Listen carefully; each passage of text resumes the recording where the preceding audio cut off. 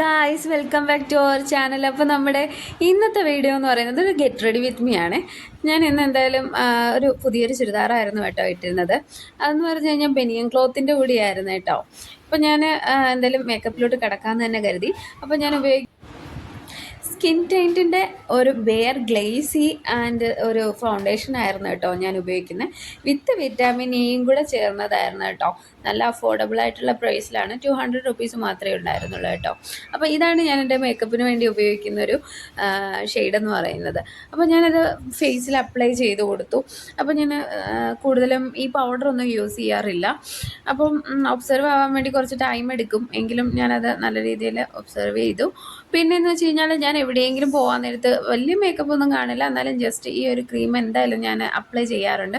പിന്നെ അത് കഴിഞ്ഞിട്ട് ഞാൻ ഡാസ്ലറിൻ്റെ നമ്മുടെ ലിപ്സ്റ്റിക്കാണ് എടുത്തത്. ലിപ്സ്റ്റിക് എന്ന് പറഞ്ഞു കഴിഞ്ഞാൽ ഒരു ബ്രൗണി ഷെയ്ഡായിരുന്നു കേട്ടോ. ആ ബ്രൗണി ഷെയ്ഡ് എന്തായാലും അപ്ലൈ ചെയ്ത് കൊടുക്കുകയാണ്. അപ്പോൾ ഞാൻ പറഞ്ഞില്ലേ, വേറെ മറ്റ് ക്രീമുകളൊന്നും ഞാനിപ്പോൾ ഉപയോഗിക്കാറില്ല. പിന്നെയെന്ന് വെച്ച് കഴിഞ്ഞാൽ എനിക്ക് ഏറ്റവും കൂടുതൽ ഇഷ്ടപ്പെട്ട ഒരു റെയർ ആയിട്ടുള്ളൊരു മെറ്റീരിയൽ കൂടിയായിരുന്നു ഈ ചുരിദാർ എന്ന് പറയുന്നത് കേട്ടോ.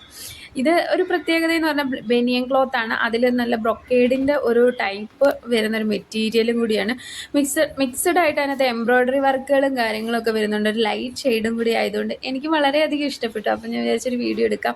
ഈ ഒരു പാറ്റേണിൽ എന്തായാലും ഈ ഒരു ക്ലോത്ത് വരുന്നത്, കോട്ട് സെറ്റിനകത്ത് വരുന്നത് എന്തായാലും റെയർ ആയിട്ട് ആയതുകൊണ്ട് മാത്രം ഞാൻ എന്തായാലും അത് ഒരു വീഡിയോ ആക്കി ഇടാമെന്ന് തന്നെ കരുതി. എന്തായാലും ഫൈനൽ ലുക്കിലോട്ട് പോകുമ്പോഴത്തേനും എന്തായാലും ഉറപ്പായിട്ടും ഞാൻ കാണിക്കുന്നതായിരിക്കും. അപ്പോൾ ഞാൻ മുടിയൊക്കെ ഒന്ന് അഴിച്ചിട്ട് നോക്കി, പല രീതിയിലൊക്കെ കെട്ടി നോക്കിയെങ്കിലും പക്ഷെ എനിക്ക് ഇതൊന്നും ഇഷ്ടപ്പെട്ടില്ല, ഹെയർ സ്റ്റൈൽസ് ഒന്നും ഇഷ്ടപ്പെട്ടില്ല. ഞാൻ പിന്നെ ഇച്ചായനോട് ചോദിച്ചു, അമ്പൂസിനോട് ചോദിച്ചു, ഇതെങ്ങനെയാണ്, ഇത് മുടി അഴിച്ചിട്ടാൽ മതിയോ അതോ ഈ ഡ്രസ്സിന് മുടി കെട്ടി വെച്ചാൽ മതിയോ എന്ന് ചോദിച്ചു.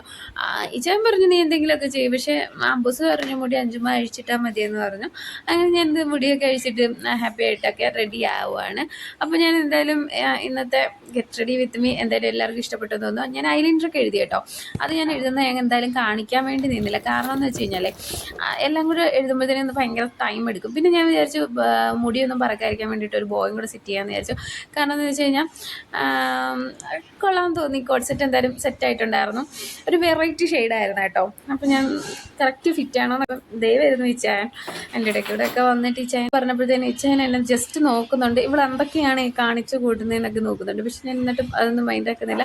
അപ്പോൾ ഇച്ചായനെ വിളിച്ചപ്പോൾ ഇച്ചായൻ അതുവഴി അങ്ങ് പോയി. പക്ഷെ എന്നാലും കുഴപ്പമില്ല, ഞാൻ എന്തായാലും സെറ്റായിട്ട് വീഡിയോസൊക്കെ എടുക്കാമെന്ന് തന്നെ കരുതി. അപ്പോൾ മേക്കപ്പ് എല്ലാവർക്കും ഇഷ്ടപ്പെട്ടെങ്കിൽ ലൈക്ക് ചെയ്യുക, ഷെയർ ചെയ്യുക, കമൻറ്റ് ചെയ്യുക. അപ്പോൾ ഫോളോ ചെയ്യുക കേട്ടോ. അപ്പോൾ tata, bye bye, see U.